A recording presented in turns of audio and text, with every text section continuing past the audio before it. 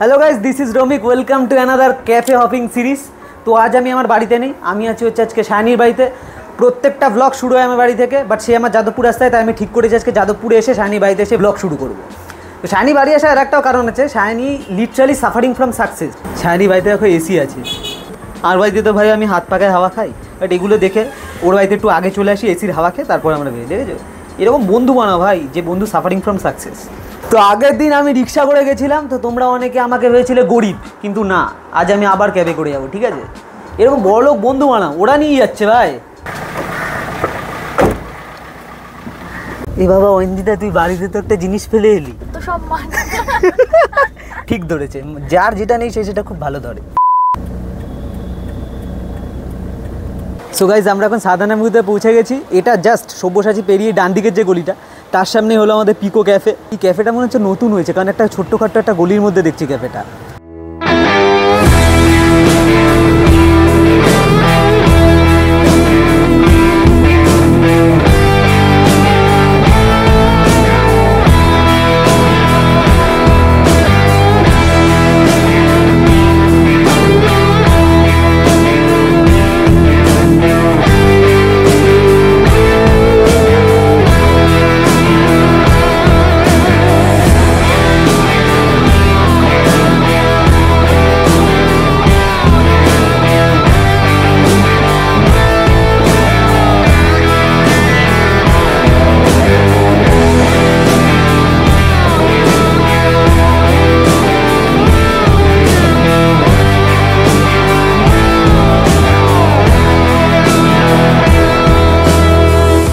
Guys, আমরা পিকো ক্যাফেতে পৌঁছে গেছি, বাট ক্যাফেটা প্রচুর বড়। আমি ছবিতে দেখে বুঝতে পারিনি এতটা বড় হবে।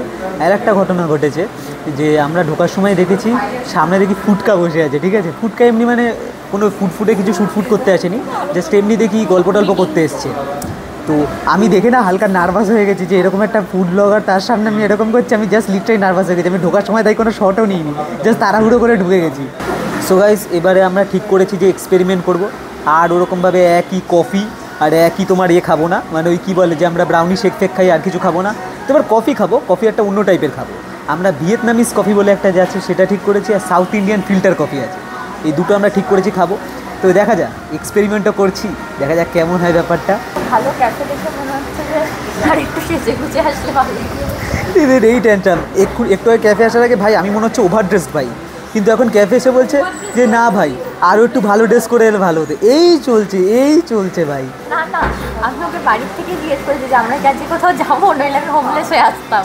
কিন্তু তারপরে একটু সেজে গুজে, এখানে এসে দেখছি আরেকটু সেজে গুজে আসলে ভালো হতো, বেশ অ্যাস্থেটিক ক্যাফে। আমার চয়েসগুলো এরকম, দ্য রেড বাড়ি থেকে শুরু হয়েছে, আমার আর ব্যাপারটা নামছে না, বরঞ্চ উঠছে। গর্ব না, ফ্যাক্ট। অনেস্টলি ভাই, ক্যাফেটা না বহুত একটা পর্শ ক্যাফে চুজ হয়ে গেছে, আমি বুঝতে পারি। বাট এখন চারিদিকটা দেখে বসে বুঝতে পারছি যে আমরা সবসময় কুটির শিল্পওয়ালা ক্যাফেতে ঢুকি, বাট এই ক্যাফেটাতে বুঝতে পারছি এটা একটা মানে একটা লেজিট একটা ক্যাফে, যেটাকে লেজিট ক্যাফে বলা হয়।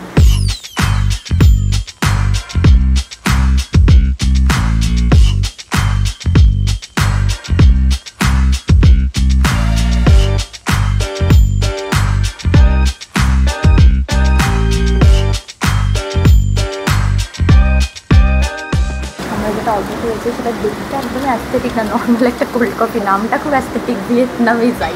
আমরা ভেবেছিলাম একটা বিশাল কিছু হবে, কিন্তু দেখছি এটা নর্মাল। আমাদের এখানকার ইন্ডিয়ান কফি আর ভিয়েতনামি কফি একই, কিন্তু আমাদের পাশের টেবিলে একটা বেশ অ্যাস্থেটিক ড্রিঙ্ক দেখছি। নদীর এপার কি চায় পাই কি, ওই যে নিঃশ্বাস এপার বলে ছাড়িয়া নিঃশ্বাস, ওপারেতে সর্বসুখ আমার বিশ্বাস। এটাই বলতে চাইছি আমি, এইটাই। আমি ভেবেছিলাম অন্তত একটা স্ট্র দেবে, কিন্তু এরকম একটা গ্লাসের মধ্যে নর্মাল দিয়ে দিয়েছে ভাই।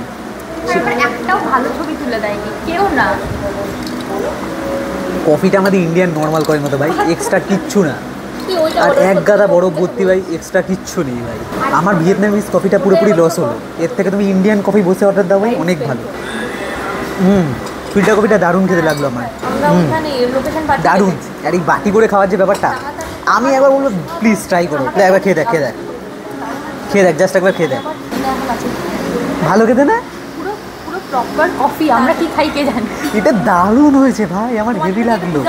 আমি এটা রেকমেন্ড করবো ভাই, এটা প্লিজ খাও। এটা আমার ফট করে ভালো জিনিস হয়ে গেছে, এটা অন্য জিনিস ভালো লেগে গেছে। South Indian filter coffee try করো যদি পিকো ক্যাফেতে আসো। আমরা অর্ডার দিয়েছি কাঁচাপুরি, ঠিক আছে? কাঁচাপুরি যেটা জানি না কি হয়, আমি লিটারালি আমি যেটা সাসপেন্সে রাখতে চাই, আমি ওর জন্য হ্যাঁ, আর চিকেন। আমি যেটা সাসপেন্সে রাখতে চাইছিলাম, স্পয়লার দিয়ে দিলি।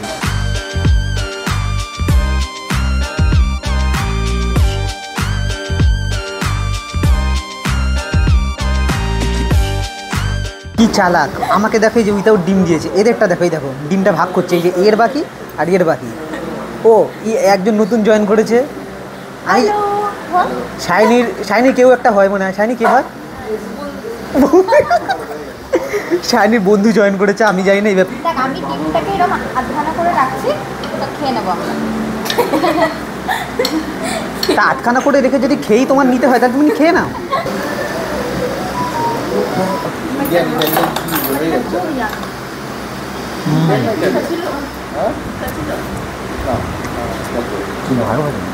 একটু পিজা টেস্ট আছে, বাট একটু আলাদা, ভালো লাগছে কিন্তু জিনিসটা খেতে। আজকে আমরা দারুণ জিনিস এক্সপ্লোর করলাম। অনেকে দেখি পিজার এই ব্যাপারটা খায় না, মানে এই শেষের দিকেটা। আমার এটা দারুণ লাগে, কেন জানি না। এটাকে কি বলে? লেজা। তো আমি লেজা খাচ্ছি। এটা আলাদা রকম লাগে।